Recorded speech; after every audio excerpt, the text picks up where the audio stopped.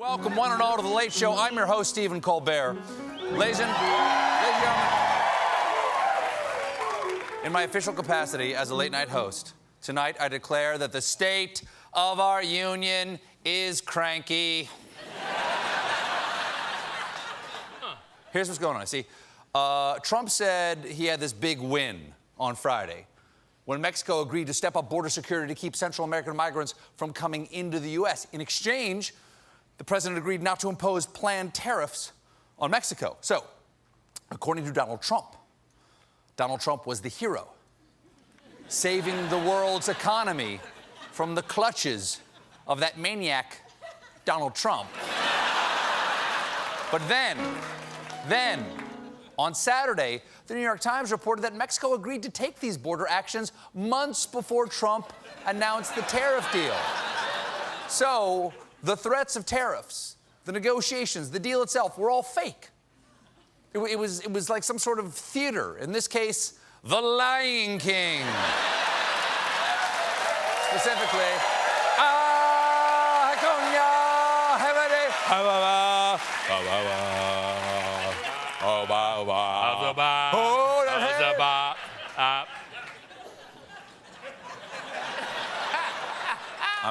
we're paraphrasing, obviously. Yeah, something wrong there, Zabinya. Okay, specifically, the Times reported that the centerpiece of Trump's deal was an expansion of a program to allow asylum seekers to remain in Mexico while their legal cases proceed.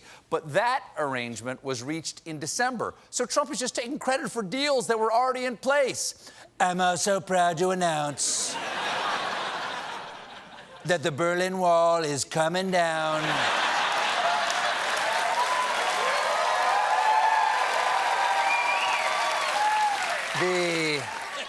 The hostages have been released by Iran, and I have purchased Louisiana from France. According... Simple joke. Family joke.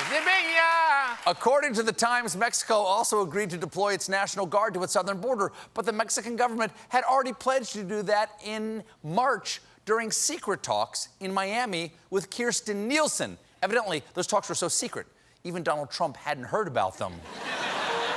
But you know what they say, ignorance is president. So, if all of this stuff had already been agreed to, then why the negotiations?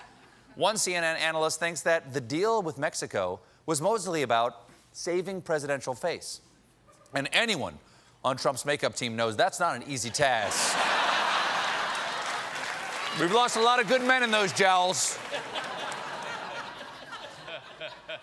Trump also tweeted, Mexico has agreed to immediately begin buying large quantities of agricultural products from our great patriot farmers. I gotta say, typing in all caps, never a good sign. That's usually only used for flame wars and boner pill spam.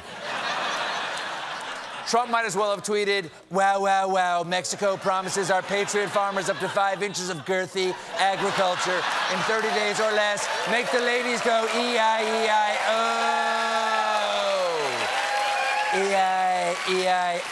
E-I-E-I-O. Wow. It's no surprise that on Saturday, Mexican officials said that agricultural trade hadn't been discussed. But he said it was discussed. Is Trump holding negotiations with imaginary friends? Senor Mexican Secretary, your country must buy more corn and soybeans from the United States. It's all right. Great. Now back to smooching. I love you so much. I love you so much.